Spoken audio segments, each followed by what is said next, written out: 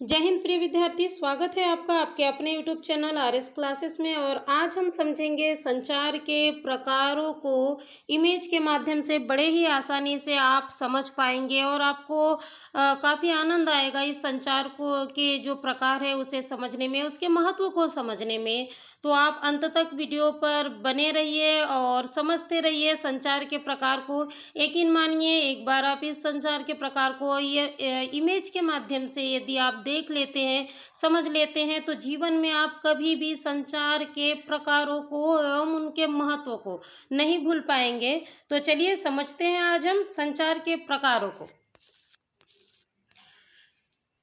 सबसे पहले हम इमेज देख रहे हैं सांकेतिक संचार की। अब आप देख रहे होंगे कि इशारों के माध्यम से कहा जा रहा है। बहुत बढ़िया। जब क्या होता है, कोई आपसे पूछता है कि मैंने गाना किस तरह गाया, या कोई आपसे ये पूछता है कि मैं कैसा लग रहा हूँ या लग रही हूँ आपकी, चाहे वो फ्रेंड हो या आपके परिवार के सदस्य हो, तब आप इशारा के माध्यम से इस तरह आप इशारा करते और कहते हैं कि बहुत बढ़िया, बहुत अच्छी लग रही हो, या आपने बहुत अच्छा गाना गाया है, या आपने बहुत अच्छा खाना बनाया है। जब हम इस तरह इशारा करते हैं तो इसका मतलब क्या होता है कि आपने बहुत बढ़िया काम किया है।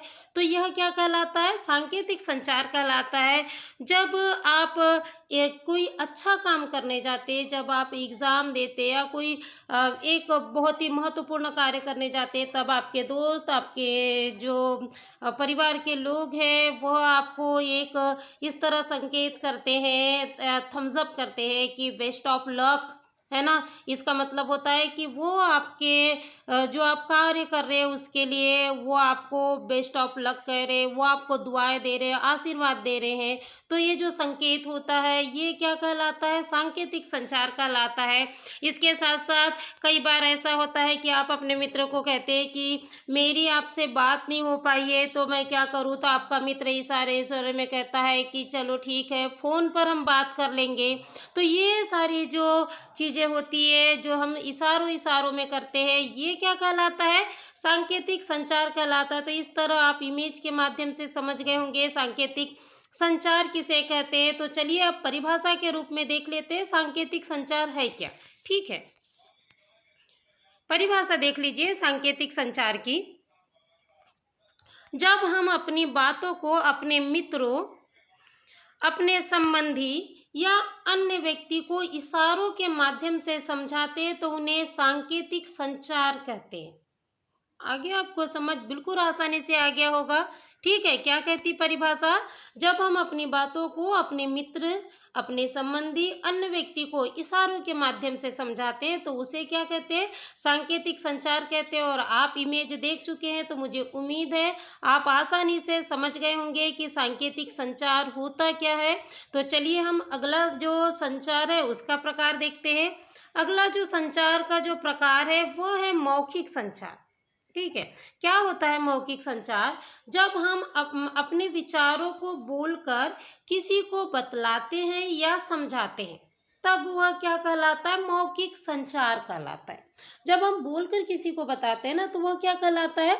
मौखिक संचार कहलाता है। इसके साथ साथ अमौखिक संचार भी होता है। क्या होता है? देखिए, किसी से बात करते हुए जब हम अपनी आंखों, चेहरे, हाथ की गति एवं स्वर के उतार चढ़ाव के जरिए अपने विचारों को व्यक्त करते हैं, तो वह अमौखिक संचार कहलाता है। जब भी आप क्या करते हैं, कई बार हम एक दूसरे से बात करते हैं तो अपने हाथों को, अपने चेहरे को, हमारे जो बातों का जो उतार चढ़ाव है, आप जब भी इस तरह किसी से बात करते होंगे तो ये सारे क्रियाकलाप करते होंगे, तो ये सब क्या कहलाता है? अमौखिक संचार कहलाता है। और मौखिक संचार की सफलता में अमौखिक संचार की महत्वपूर्ण भूमिका होती है। हमारे जीवन की कुछ महत्वपूर्ण भावनाएं मौखिक संचार से ज्यादा अमौखिक संचार के जरिए व्यक्त होती है। जैसे हमारी खुशी है, हमारा दुख है, हमारा प्रेम है, यह हम अधिकतर क्या करते हैं? अमौखिक संचार के द्वारा क्या करते हैं? व्यक्त करते हैं। और बिना अमौखिक संचार के मौखिक संचार नहीं हो सकता। आप कल्पना कीजिए, आप किसी से बात कर रहे हैं तो आप सीधे सीधे केवल बोलते नहीं ना, आप अपने हाथों को, अपने चेहरे को, अपने आँखों को क्या करते हैं? उसे उसको एक उतार चढ़ाव के माध्यम से या गति के जरिए आप क्या करते हैं, अपनी बातों को रखते हैं। चाहे फिर आपके हाथों का इधर उधर जो भी हो, जिस तरह उसको रख कर बात करना हो, आंखों के माध्यम से बात करना हो, ये सारी चीजें हैं। तो ये क्या कहलाती है, अमौखिक संचार कहलाती है, जो कि मौखिक संचार के लिए एक महत्वपूर्ण पहलू होती है। तो चलिए आगे और संचार के प्रकार को समझते हैं। आगे है अंतःवैयक्तिक संचार। इसे कहते हैं इंट्रापर्सनल, ठीक है, कम्युनिकेशन।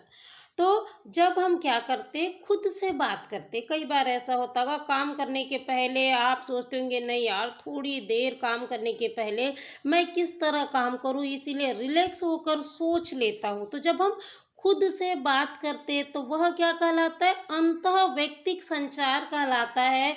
जब हम क्या होते, बहुत ज़्यादा परेशान होते, तो हम एकदम सर नीचे करके आंख बंद करके आप सोचते अब क्या होगा, मुझे क्या करना होगा, कैसे प्रॉब्लम सॉल्व होगी। जब हम इस तरह सोचते हैं, खुद से बात करते हैं और जवाब भी खुद ही को देना होता है, सवाल खुद से करना होता है और जवाब भी खुद ही से लेना होता है, तो यह क्या कहलाता है, यह अंतःवैयक्तिक संचार कहलाता है। जब हम क्या करते हैं, स्वयं बैठे हुए बस मुस्कुराते रहते, कुछ सोचते रहते, कल्पना करते रहते, तो वह क्या कहलाता है, यानी खुद ही खुश होते, खुद ही के पास सवाल होता है और खुद ही हम उसका क्या करते हैं, जवाब देते हैं, तो वह क्या कहलाता है, अंतःवैयक्तिक संचार कहलाता है। तो इस तरह हम इसकी परिभाषा देख लेते हैं। अब आप समझ गए ना अंतःवैयक्तिक संचार किसे कहते हैं, बिल्कुल आप समझ गए होंगे किसे कहते हैं। वह संचार प्रक्रिया जिसमें संचारक एवं प्राप्तकर्ता एक ही व्यक्ति होता है, अंतःवैयक्तिक संचार कहलाता है। ठीक है, इसमें क्या होता है, संचारक एवं प्राप्तकर्ता एक ही व्यक्ति होता है, उसे क्या कहते हैं, अंतःवैयक्तिक संचार कहते हैं।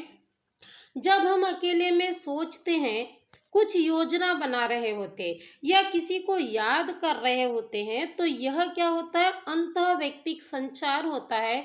जब हम पूजा, इबादत, प्रार्थना करते वक्त ध्यान में होते हैं, तो वह भी क्या कहलाता है, अंतःवैयक्तिक संचार का उदाहरण होता है। महत्व क्या होगा, देखिए किसी भी संचार की शुरुआत यहीं से होती है।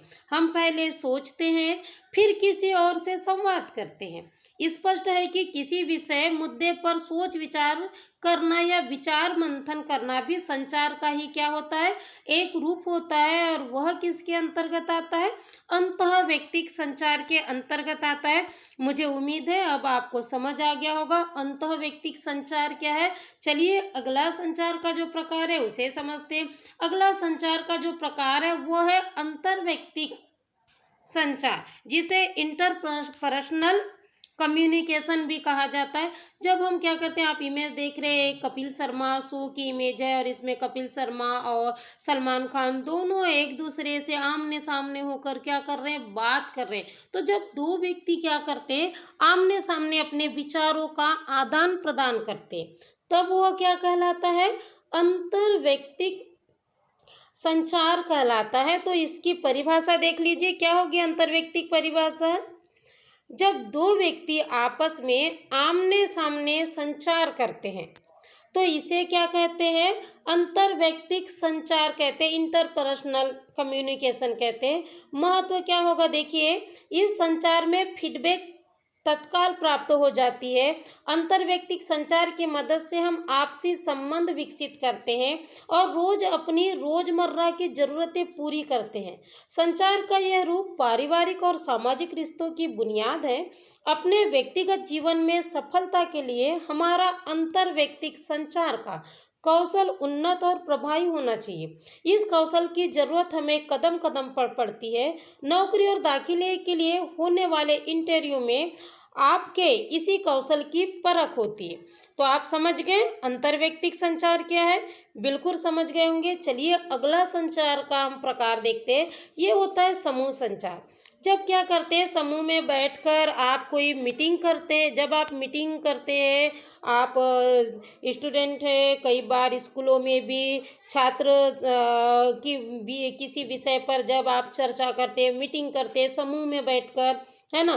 तो वह क्या कहलाता है? समूह संचार कहलाता है। या फिर कभी अपने दोस्तों के साथ बैठकर गपशप करते हैं, तो ये क्या कहलाता है? समूह संचार कहलाता है, क्योंकि हम वहाँ 1-2 व्यक्ति नहीं, एक पूरा का पूरा समूह होता है। तो ठीक है, आप इमेज के माध्यम से समझ गए। चलिए अब इसे परिभाषा के माध्यम से समझते हैं। क्या कहलाएगा? समूह संचार एक समूह द्वारा आपस में किया जाने वाला विचार विमर्श या चर्चा संचार कहलाता है। इस माफ कीजिए, संसार नहीं है। इस संचार में हम जो कुछ भी कहते हैं वह किसी एक या दो व्यक्ति के लिए ना होकर पूरे समूह के लिए होता है। महत्व क्या होता है देख लीजिए। समूह संचार का उपयोग समाज और देश के सामने उपस्थित समस्याओं को बातचीत और बहस मुबाहिसे के जरिए हल करने के लिए होता है। संसद में जब विभिन्न मुद्दों पर चर्चा होती है तो वह भी समूह संचार का एक उदाहरण है। इस तरह गांव की पंचायत या किसी समिति की बैठक भी समूह संचार का एक उदाहरण है, जहां गांव के लोग या समिति के सदस्य आपस में चर्चा कर किसी निर्णय तक पहुंचते हैं। मुझे उम्मीद है आपको समूह संचार भी आसानी से और सरलता से आपको समझ आ गया होगा और आपको समझने में आनंद भी आ रहा होगा। चलिए अगला जो संचार का प्रकार है उसे समझते हैं। अगला जो संचार का प्रकार है वो जन संचार है, मास कम्युनिकेशन। आज देखते हैं आप टेलीविज़न के माध्यम से आप विचारों का आदान प्रदान करते हैं, काफ़ी कुछ आप समझते हैं। न्यूज़ चैनल के माध्यम से आप देखते हैं, रेडियो है, इंटरनेट है, और इस तरह जो जनसंचार के बहुत सारे माध्यम है, जैसे कंटेंट राइटर है, प्रिंट मीडिया है, इलेक्ट्रॉनिक मीडिया है, पब्लिक रिलेशन है, विज्ञापन है, स्क्रीन प्ले राइट है, फिल्म मेकिंग है, फोटो पत्रकारिता है, रेडियो जॉकी है, वॉइस और असिस्ट है, वेब पत्रकारिता है, मीडिया प्लानिंग है। ये सारी चीज़ें ये किसके अंतर्गत आती है? जन संचार के अंतर्गत आती है, जिसे मास कम्युनिकेशन कहा जाता है। और मुझे उम्मीद है आप इस इमेज के माध्यम से आसानी से मास कम्युनिकेशन को, जन संचार को समझ रहे होंगे। मगर इसे हम परिभाषा के रूप में देख लेते हैं। किसे कहते हैं जनसंचार? जब हम व्यक्तियों के समूह के साथ प्रत्यक्ष संवाद की बजाय किसी तकनीकी या यांत्रिक माध्यम के जरिए समाज के एक विशाल वर्ग से संवाद कायम करने की कोशिश करते हैं, तो इसे जनसंचार कहा जाता है। महत्व क्या है? इसमें एक संदेश को यांत्रिक माध्यम के जरिए बहुगुणित किया जाता है ताकि उसे अधिक से अधिक लोगों तक पहुंचाया जा सके। इसके लिए हम किसी उपकरण या माध्यम की मदद लेनी पड़ती है, मसलन अखबार, रेडियो, टीवी, सिनेमा, इंटरनेट। अखबार में प्रकाशित होने वाले समाचार वही होते हैं, लेकिन प्रेस के जरिए उनकी हजारों लाखों प्रतियां प्रकाशित करके विशाल पाठक वर्ग तक पहुंचती है।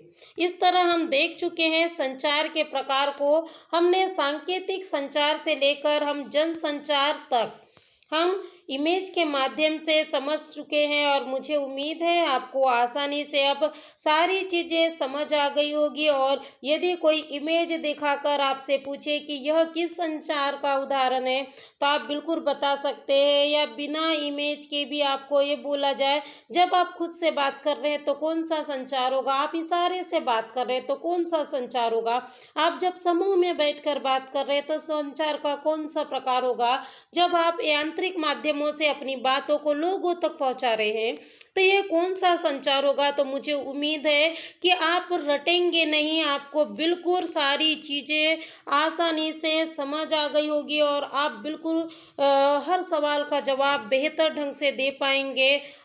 इसी उम्मीद के साथ धन्यवाद।